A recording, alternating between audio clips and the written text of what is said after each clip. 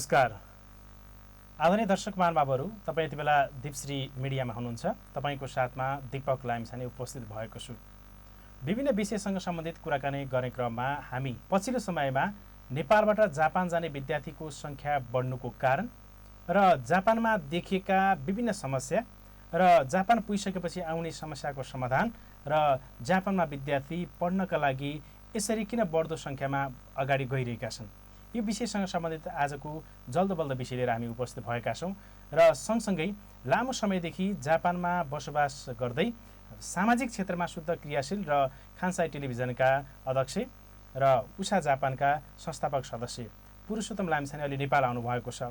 र उहाँ नेपाल आउँदो क्रममा लकडाउन र कोभिड पछि विश्व बजारमा विद्यार्थीको सङ्ख्या बढ्ने क्रममा जापानमा व्याप्त मात्रामा विद्यार्थी जाने सङ्ख्या बढिरहेको छ। यसले भोलिको दिनमा पार्न सक्ने समस्या वा विद्यार्थी भइसकेपछि गर्नुपर्ने प्रक्रिया कागजी के रहेको छ, यो विषयमा हामी कुराकानी गर्न स्टुडियोमा हामीसँग आउनुभएको छ पुरुषोत्तम लामिछाने। उहाँलाई हामी स्वागत गरौँ। यहाँलाई कार्यक्रममा स्वागत छ। नमस्कार, धन्यवाद। अहिले नेपालको बसाइ तपाईँको लगभग 1 महिनाको चलिरहेको छ। यो अवधिमा तपाईँ नेपालमा बसिरहँदाखेरि विभिन्न सञ्चार माध्यममा पनि देख्नुभएको होला, जापानमा विद्यार्थीको सङ्ख्या बढिरहेको छ। यो बढ्नुको कारण र त्यहाँ पुगिसकेपछि विद्यार्थीले गर्नुपर्ने विषयसँग सम्बन्धित के कस्तो समस्याहरू देखिएला वा जापानले यसरी विद्यार्थीहरू चाहिँ बढाउने क्रममा तपाईँले के देख्नु भएको छ त्यो अवस्थामा? सबैभन्दा पहिले अहिले विद्यार्थीहरू बढेका भन्दा पनि 2019 को कोभिड पछि विद्यार्थीको भिजा लागे पनि जापान जान जापान सरकारले चाहिँ रोकिराखेको थियो। र अहिले 2022 पछाडि चाहिँ एकैपटक 2019बाट जान नपाएका, 20मा भिजा लागेका, 2021मा पनि भिजा लागेका र 2022मा पनि भिजा लागेर जापान जान चाहिँ जापान नखुलिसकेको अवस्थामा एकैपटक भिजा लागेका विद्यार्थीहरूलाई जापान भित्र्याउनका लागि जापान सरकारले त्यो कानुन बनायो। र त्यो कानुन बनाइसकेपछि 20मा रोकिएका धेरै विद्यार्थीहरू एकैचोटि जापान जाने क्रम देखिँदाखेरि समग्रमा 2019 देखि 20 को जनवरी, फेब्रुअरी, मार्चसम्म रोकेका विद्यार्थीहरू एकैपटक जापान जाने क्रम भएको भएर यो वर्ष चाहिँ समग्रमा विद्यार्थीहरू धेरै जापान प्रवेश गरिएको देखिएको। जस्तो हिजै मात्र पनि सञ्चार माध्यममा एउटा समाचार आएको छ, जापान गएको केही दिनमै विद्यार्थी घरभित्रै कोठामा मृत अवस्थामा देखियो।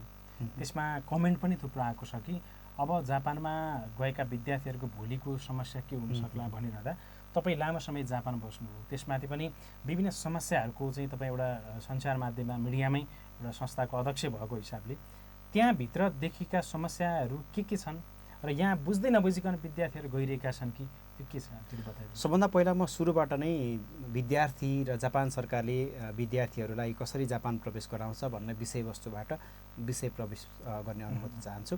सबैभन्दा पहिले चाहिँ जापान देशले चाहिँ जापान बाहेकका अरू देशहरू जस्तै जापानका लागि विदेशीहरूलाई जापानमा जापानी भाषा मात्रै पढ्नका लागि पनि भिजा दिन्छ हैन। त्यो भिसा दिने कारणले गर्दा समग्र नेपालबाट चाहिँ हामी कलेज पढ्ने वा के पढ्ने, क्याम्पस पढ्ने वा युनिभर्सिटी छ, ती सबै प्रोसेसहरू पनि छन्। तर मैले समग्र कुराकानी गर्दाखेरि चाहिँ जापानमा नेपाली विद्यार्थीहरू जाने भनेको चाहिँ भाषा पढ्ने उद्देश्यका साथ उहाँहरू जापान प्रवेश गर्नुहुन्छ विद्यार्थी भिसामा। हजुर, एकदम। त्यो चाहिँ जापानिज भाषा लगभग दिनमा 4 घन्टा वा 5 घन्टा उहाँहरूले पढ्ने त्यति हुन्छ। शुक्रबारदेखि माफ गर्नु होला, सोमबारदेखि शुक्रबारसम्मको उहाँहरूको चाहिँ भाषाको क्लास हुन्छ। र त्यसमा पनि जापान किन विद्यार्थीहरूको रोजाइ धेरै भन्ने खालको कुराकानी छ अहिले। हो, पछिल्लो अवधिमा जापानमा विद्यार्थीहरूको रोजाइ जापान परेको होइन, विद्यार्थीहरूको बाध्यता जापान रोज्नु परेको। किनभने समग्रमा जापान बाहेकका अरू देशहरू जानका लागि भाषाका लागि मात्र जाने नभएर सुरुमा नै कलेजका लागि वा युनिभर्सिटीका लागि जानुपर्ने हुन्छ। तर जापान चाहिँ त्यस्तो देश हो जहाँ भाषा मात्रै पढ्नका लागि जापान जान पाइन्छ।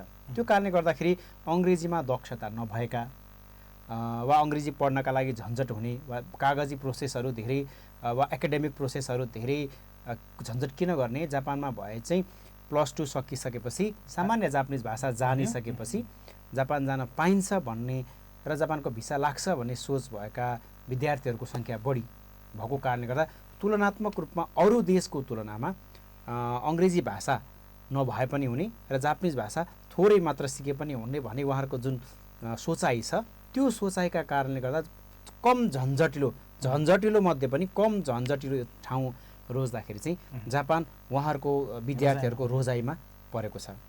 जस्तो अब यहाँबाट उहाँ जाने सङ्ख्या त बढेको छ होइन, तर उहाँ जानको लागि हाम्रो कस्तो छ भने गइसकेपछि गरौँला भन्ने हुनाले पनि एक हिसाबको दुर्घटना निम्ताइरहेको हुनसक्छ। त्यो जानको लागि पहिलो प्रक्रिया चाहिँ नेपालमै रहँदाखेरि उहाँले गर्नुपर्ने, तयारी गर्नुपर्ने, विद्यार्थी भिसाको लागि होस् वा जापान जानको लागि तयारी गर्नुपर्ने विषयहरू चाहिँ के हुन्छ? धन्यवाद। यो एकदम महत्त्वपूर्ण प्रश्न हो। तपाईँ जापान मात्र होइन, संसारको जुनसुकै देशमा तपाईँ जान खोज्दै हुनुहुन्छ भने सबैभन्दा पहिले तपाईँले बुझ्नुपर्ने कुरा भनेको त्यहाँको दैनिकी भाषा। अझ सबभन्दा महत्त्वपूर्ण कुरा भनेको भाषा हो।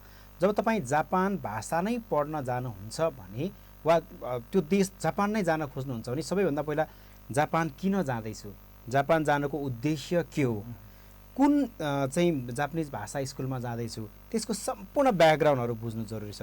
त्योभन्दा पहिला जापान जाने प्रोसेसका बारेमा कुराकानी गरौँ। सबैभन्दा पहिला +2 पास भइसकेपछि वा बिचमा केही ग्याप छ भने पनि जापान जानका लागि प्रोसेसिङ गर्न सजिलो छ भाषा पढ्ने भनेर। र एकाडेमिक डकुमेन्ट सँगसँगै तपाईँको चाहिँ समग्रमा तपाईँको अभिभावकले जापानमा म मेरा छोराछोरीहरूलाई पढाउन सक्छु भन्ने एउटा एग्रिमेन्ट पेपर, बैंक डकुमेन्ट्स र तपाईँको शैक्षिक योग्यताको प्रमाणपत्रहरू पठाउनु भएपछि जापानमा विद्यार्थी भिजाको प्रोसेसिङ गर्न सजिलो छ होइन। त्यसरी प्रोसेसिङ गरिरहँदाखेरि मुख्य कुरा जापान सरकारले के हेरिराखेका हुन्छ भने कुनै पनि देशबाट विद्यार्थीहरू आफ्नो देशमा आउँछन् भने त्यहाँ एक किसिमको एग्रिमेन्ट के हुन्छ भने स्पोन्सर चाहिन्छ होइन, उहाँहरूलाई चाहिँ कसले स्पोन्सर गरिदिने भन्ने कुरा क्लियर हुन्छ र उहाँहरूको आय स्रोत के हुन्छ। जापान सरकारले त जापान बाहेकका देश जुन देशबाट विद्यार्थीहरू जानुहुन्छ त्यो देशका विद्यार्थीका अभिभावकहरू धनी हुनुहुन्छ, उहाँले आफ्ना केटाकेटीहरूलाई 1 वर्षसम्म आफ्नो खर्चले पढाउन सक्नुहुन्छ, त्यसैले जापान आएर उहाँहरू पढ्न सक्नुहुन्छ भन्ने आधारमा भिसा दिने हो। र नेपाल वा अरू कुनै पनि देशबाट विद्यार्थीहरूले भिसा अप्लाई गर्दाखेरि चाहिँ मेरो अभिभावक धनी हुनुहुन्छ, उहाँहरूसँग मलाई जापानमा पढाउनका लागि पर्याप्त पैसा छ, नपत्याए बैंक डकुमेन्ट हेर्नुहोस्, बैंक ब्यालेन्स र आर्थिक इन्कम भएको स्रोत समेत उल्लेख गरेर जापान पठाउनुपर्छ होइन। जापान सरकारको उद्देश्य धनी र पढ्न सक्ने विद्यार्थीहरूलाई जापानिज भाषा पढाउने भन्ने हो। तर हाम्रो उद्देश्य चाहिँ के हो भने त्यसको ठ्याक्कै विपरीत छ। जापान सरकारले कस्तो खालको डकुमेन्ट मागेको छ, हाम्रो डकुमेन्ट चाहिँ हामी त्यो अनुसार बनाएर जापान पठाउँछौँ। र अब समग्रमा यो भन्नै पर्ने कुरा पनि हो र सबैलाई थाहा छ, सार्वजनिक सञ्चार माध्यममा भने पनि नभने पनि हामीले बनाउने डकुमेन्ट र जापानले खोजेको डकुमेन्टको वास्तविकता फेरि फरक हुन्छ। जापान सरकारले उहाँहरूसँग आम्दानीको पर्याप्त स्रोत छ, त्यसैले यहाँ पढ्न सक्नुहुन्छ भन्ने हुन्छ र हामी जो डकुमेन्ट बनाउँछौँ हामीलाई चाहिँ जापान गएर पढ्नुभन्दा पनि बढी थोरै समयमा धेरै आर्थिक उपार्जन गर्नु छ। हो, यो विषयवस्तुले गर्दाखेरि चाहिँ जापानमा विभिन्न खालका समस्याहरू आइपरेका छन्। अब त्यो आइपर्न नदिन के गर्नुपर्छ भन्ने विषयवस्तुमा म केही समयपछि फेरि कुराकानी गर्छु। तर समग्रमा अहिले चाहिँ जापान जानका लागि बनाउनु पर्ने डकुमेन्टहरू र वास्तविक डकुमेन्ट र जापान सरकारले मागेको डकुमेन्ट फरक पर्छ। त्यसपछि जापानमा पनि तपाईँको विद्यार्थी भिसामा जापान गइसकेपछि हामीले के भनेका छौँ, मसँग आर्थिक सम्पत्ति धेरै छ वा म जापान गएर पढ्न सक्छु, मेरो अभिभावकले जापान गएर पढाउन सक्नुहुन्छ भन्ने हिसाबको एग्रिमेन्ट हामीले गर्छौँ। जापानको नियम के छ भने एउटा विद्यार्थी जापान पुगिसकेपछि विद्यार्थी भिसामा आएको विद्यार्थीले 28 घन्टा, एक हप्तामा 28 घन्टाभन्दा बढी काम गर्न पाउँदैन। 28 घन्टामा एक हप्तामा 28 घन्टा काम गर्दाखेरि उसको मासिक आम्दानी भनेको एकदम मिनिमम हुन्छ। हामीले हिसाब गरौँ न, मासिक आम्दानी उसको लगभग 1,10,000 देखि 1,20,000 वा 1,30,000 पनि हुनसक्छ लिगली कमाउने। र त्यसको तुलनामा जापानमा खर्च धेरै हुन्छ। हो, यी सबै कुराहरू चाहिँ प्रारम्भिक रूपमा आफूले पनि नबुझ्दा र आफ्ना अभिभावकलाई पनि यो विषयवस्तुमा इन्फर्मेसनहरू नदिँदाखेरि जापानमा विभिन्न खालका दुर्घटनाहरू भइरहेका छन् होइन। किनभने यहाँबाट जापान जाने बित्तिकै अभिभावकले के गरेको हुन्छ, विभिन्न ठाउँबाट ऋण लिएर आफ्ना केटाकेटीलाई जापान पठाएको हुन्छ। ऋण लिने अवधि र डकुमेन्टेसनको अवधि लगभग 3 महिना हुन्छ होइन।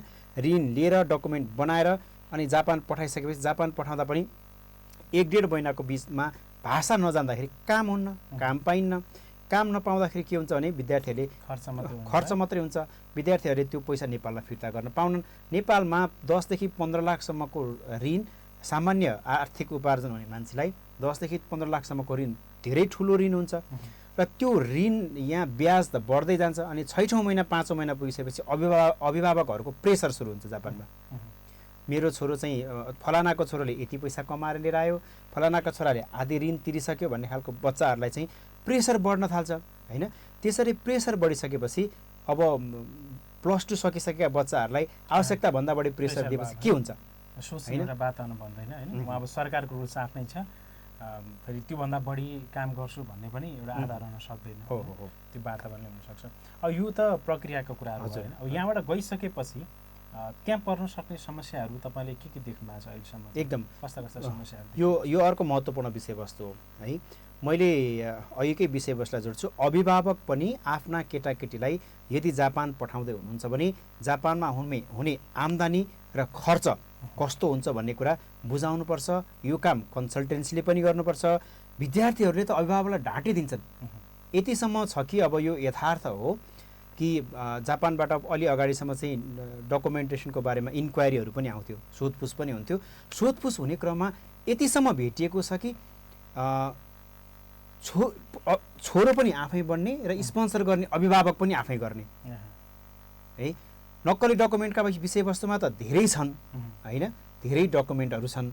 यो यथार्थ मैले किन भनिरहेको छु भने जापानमा विद्यार्थीहरूको विषयवस्तुको बारेमा अब जापानमै बस्ने अग्रज नेपालीहरूलाई पनि धेरै तनाव भइसकेको छ हैन।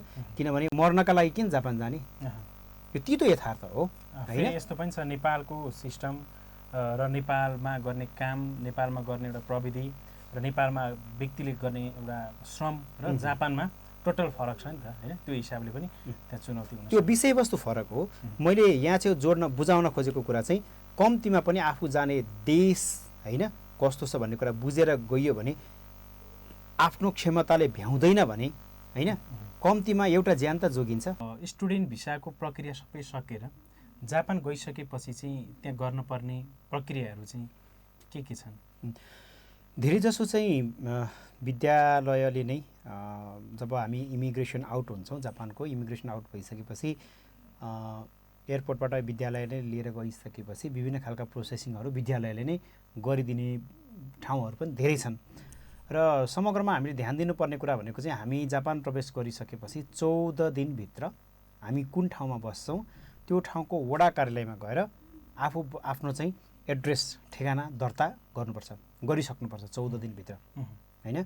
14 दिनभित्र ठेगाना दर्ता गरिसकेपछि जापानमा इन्सुरेन्स महत्त्वपूर्ण कुरा हो। त्यसैले आफ्नो इन्सुरेन्स गर्नुपर्छ। त्यसपछि बैंकमा जानुपर्छ, बैंकमा आफ्नो बैंक खाता खोल्नुपर्छ हैन। त्यसपछि आफू कहाँ बस्ने हो, बस्ने ठाउँका सबै जानकारी लिनुपर्छ। यी कुराहरू चाहिँ सबैभन्दा मुख्य कुरा हुन् र यी कुरा चाहिँ जापान प्रवेश गरिसकेपछि सबैभन्दा पहिले गर्नुपर्ने कुरा हो।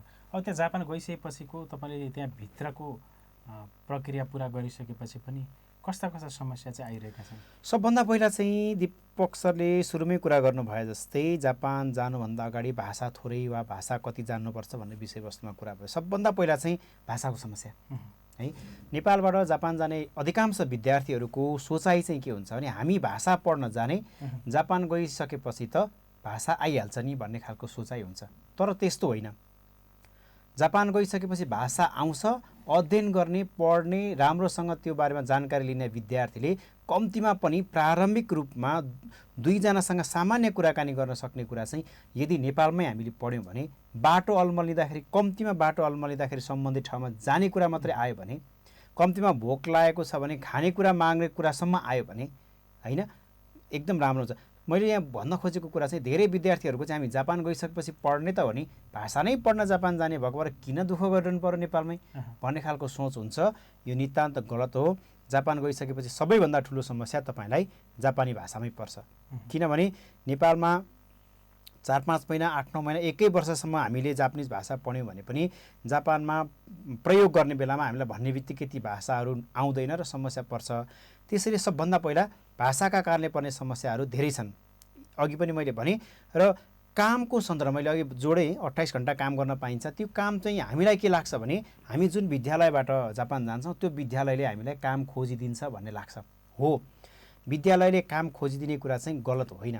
तर यदि तपाईँ आफू नेपालबाट जापान जाने क्रममा प्रारम्भिक लेभलको भाषा अरूले भनेको कुरालाई यसो गर उसो गर भन्दा पनि जान्नु भएन भने तपाईँलाई कम्पनीले किन लिने? तपाईँलाई नै काम सिकाउनका लागि अरू समय खर्च गर्नुपर्छ होइन? त्यो कारणले गर्दाखेरि चाहिँ प्रारम्भिक रूपमा भाषा जानेर जापान जाने विद्यार्थीहरूलाई काम पाउन पनि तुलनात्मक रूपमा सजिलो हुन्छ। किनभने स्कुलले लगेर काम गर ल भनेर दिने होइन नि त। स्कुलले त कुनै एउटा कम्पनीसँग तपाईँलाई भेटाइदिन्छ। भेटाइदिइसकेपछि त्यो कम्पनीले तपाईँको अन्तर्वार्ता लिन्छ। अन्तर्वार्ताको क्रममा उसलाई चाहिए जति भाषा तपाईँले बोलिदिनु भयो भने त काम दिन सजिलो हुन्छ नि। हो, अहिले धेरै विद्यार्थीहरूमा भएको समस्या त्यही हो। नेपालबाट भाषा नसिकिकन जापान जाने र जापान गइसकेपछि विभिन्न ठाउँमा अन्तर्वार्ता हुँदाखेरि अन्तर्वार्तामा बोल्न नसक्ने भएपछि कम्पनीले त उसैलाई बढी टाइम दिनु पर्यो। काम गर्नका लागि कामदार राख्ने हो नि त। काम सिकाउनका लागि मात्रै कामदार राख्ने होइन। 2 दिन 3 दिन 4 दिन कति दिनसम्म सिकाइसकेपछि यति भाषा भयो भने त यसले गर्न सक्छ भन्ने भयो भने कर्मचारी राख्छ, नभए चाहिँ राख्दैन। त्यसैले कामका लागि पनि भाषा अनिवार्य छ। जापान जानु पूर्व आफूले भाषा पनि राम्रोसँग सिकेर जानुपर्छ।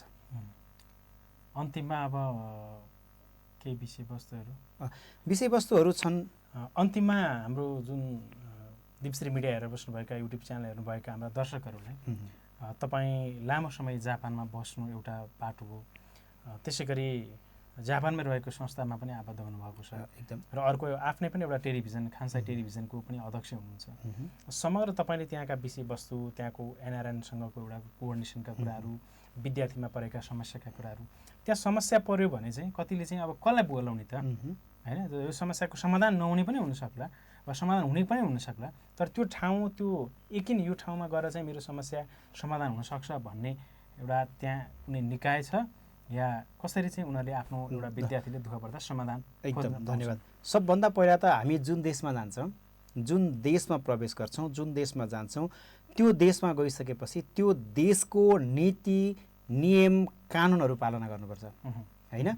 यदि आफूले नियम कानुनहरू पालना गर्दा गर्दै पनि आफू अन्यायमा परिएको छ भने जापानमा विभिन्न गैर सरकारी संस्थाहरू छन्। म खान्साईमा बस्छु, गैर आवासीय नेपाली सङ्घ खान्साई क्षेत्रीय समितिले हेल्प डेस्क नै खडा गरेको छ र उहाँहरूको समस्या सुन्छ र कानुनी रूपमा गर्नुपर्ने हो कि व्यक्तिगत रूपमा सहयोग गर्नुपर्ने हो कि होइन, त्यो सहयोगहरू एनआरएन खान्साई लगायत म खान्साईमा भएको कारणले गर्दाखेरि, ओसाकामा भएको कारणले गर्दाखेरि र एनआरएनएसँग विभिन्न खालका सहकार्य गरिराखेको कारणले गर्दाखेरि त्यो भन्न सक्छु। त्यो बाहेक विभिन्न व्यक्तिगत रूपमा पनि सहयोगहरू हुन्छन्। यदि त्यहाँ गर्ने काम नै इलिगल छ भने चाहिँ उहाँहरूलाई हामीले कुनै पनि सहयोग कसैले पनि सहयोग गर्न सकिन्न। किनभने इलिगल काम गर्नेलाई सहयोग गर्नु भनेको आफूले पनि चाहिँ यो गैर कानुनी क्रियाकलापमा सहयोग पुर्याउनु अन्तर्गत पर्छ। त्यो कारणले गर्दाखेरि आफू लिगल छौँ, लिगल हुँदै पनि विभिन्न खालका समस्यामा परेका छौँ भने चाहिँ नेपाली दूतावास छ होइन? जापानकै पनि विभिन्न हेल्प डेस्कहरू छन्। त्यहाँ चाहिँ नेपाली कर्मचारीहरू छन् जसले विदेशबाट आएका विदेशीहरूको विशेष गरी नेपालीहरूको समस्यालाई सुनिदिन्छन् र सम्बन्धित ठाउँमा जानकारी गराउँछन् होइन?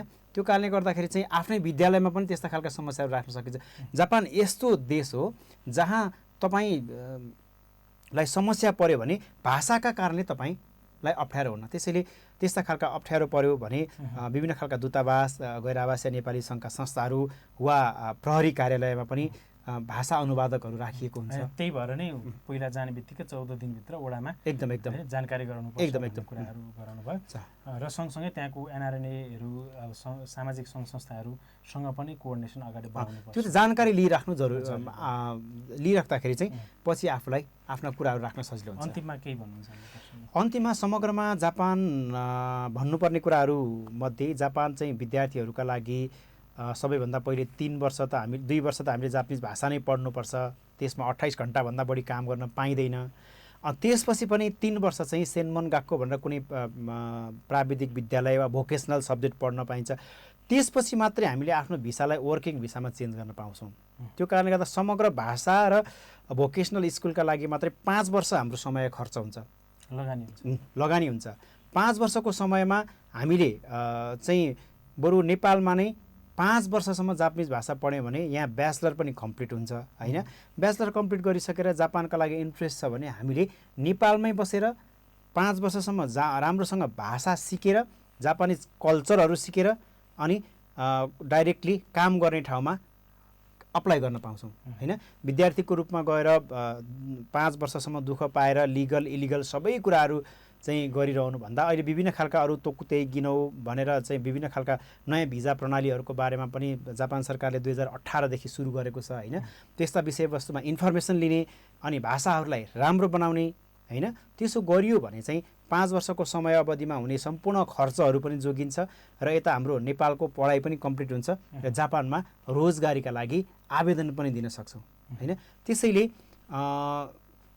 सबै कुराहरू एकैचोटि हतारमा सबै कुरा जापान पनि जान्छु, पैसा पनि कमाउँछु, पढ्छु पनि भनेर बुझ्नुभन्दा पनि जापानमै जाने हो भने पनि नेपालको पढाइलाई कम्प्लिट पुरा गर्छु, त्यसपछि जापानमा पनि काम गर्न पाउँछु वा त्यसपछि पनि त विद्यार्थी भिसामा जान पाइन्छ नि होइन। त्यसपछि विद्यार्थी भिसामा गएर 2 वर्ष मात्रै पढेर हामीले फेरि चाहिँ वर्किङ भिजामा चेन्ज गर्न सक्ने अवसरहरू पनि छ होइन। त्यस्ता खालका अवसरहरूको सदुपयोग पनि हामीले गर्न सक्छौँ र सम्भावना भएसम्म आफ्नो आर्थिक हैसियतले धान्ने अवस्था छैन भने जापानमा विद्यार्थीहरूका लागि 5 वर्षको अवधि निकै नै गाह्रो हुन्छ। यो कुरा चाहिँ सबैले आफ्नो दिमागमा राखिराख्नुपर्छ र आफ्ना अभिभावकहरूलाई पनि सचेत गराइराख्नुपर्छ। हुन्छ, हामीलाई अब यो नेपाल बसाइकोमा व्यस्तता हुँदाहुँदा पनि हामीलाई विद्यार्थीहरू जापान जाने प्रक्रियाका बारेमा धेरै कुरा जानकारी दिनुभएको छ। यहाँलाई एकदम धन्यवाद छ। यहाँलाई पनि धेरै धेरै धन्यवाद अवसरका लागि। आदरणीय दर्शक महानुभावहरू, हामीले कुराकानी गऱ्यौँ नेपाली विद्यार्थीहरू जापान जाने प्रक्रिया र जापान गइसकेपछि आउने समस्या र समाधानका लागि के गर्नुपर्छ भन्ने विषयमा हामीले जापानमै लामो समय बसोबास गरेर सामाजिकदेखि विभिन्न मिडिया क्षेत्रमा काम गर्दै आउनुभएका र आफ्नै टेलिभिजन पनि सञ्चालन गर्नुभएका खानसाई टेलिभिजनका अध्यक्षसँग हामीले कुराकानी गऱ्यौँ र लामो समय विद्यार्थीहरूको जापान प्रवेश रोक र अहिले कोभिडपछि विद्यार्थीहरू जाने चाप बढ्दाखेरि समस्या हुनसक्छ कि भन्ने आकलन पनि कता कता आइरहेका छन् सञ्चार माध्यममा। हामी चाहन्छौँ नेपालीहरू जहाँ पुगे पनि आफू नेपालमै बस्दाखेरि दक्षता हासिल गरेर सम्बन्धित देशमा जानुभन्दा पूर्व आफूलाई तयारी पार्नुपर्ने विषयवस्तुको बारेमा ज्ञान भएर गयो भने पक्कै त्यहाँ अप्ठ्यारो पर्दैन, किनभने नेपालभित्रको भूगोल, नेपालभित्रको कानुनी प्रक्रिया र विदेशमा गइसकेपछि एडजस्ट गर्न गाह्रो प्रक्रिया पनि हुनसक्छन्। त्यसैले नेपालमा रहँदाखेरि तपाईँले केही आफूलाई तयारी गर्नुहोस् भन्ने विषयवस्तुको विषयमा रहेर हामीले कुराकानी गऱ्यौँ। उहाँले धेरै विषयवस्तुको बारेमा विद्यार्थीहरू नेपालबाट जापान जाने प्रक्रियामा विद्यार्थी भिसामा के कुराहरू तयारी गर्नुपर्छ, त्यहाँ गइसकेपछि जापान सरकारको सम्बन्धित निकायमा कसरी समन्वय गर्ने र आइसकेको समस्या समाधानका लागि त्यहाँका कस्ता कस्ता संस्थासँग समन्वय गर्ने भन्ने विषयमा जानकारी दिनुभएको छ। पक्कै पनि यहाँले धेरै कुराहरू हाम्रो च्यानलबाट पनि थाहा पाउनु भइसक्यो होला। यहाँहरू जो हेर्नुभएको छ यहाँलाई धन्यवाद र तपाईँका यस विषयमा कुनै जिज्ञासा रह्यो भने फेरि पनि हामी पुरुषोत्तमजीसँग समन्वय गर्नेछौँ र उहाँसँग जापानसँग सम्बन्धित विषयमा कुराकानी पनि गर्नेछौँ। आजको लागि हाम्रो सम्पूर्ण युनिटका साथमा दीपक लामिछाने बिदा चाहन्छ र हाम्रो च्यानललाई लाइक, सब्सक्राइब र कमेन्ट गर्न नभुल्नु होला भन्दै बिदा हुन्छौँ। नमस्कार।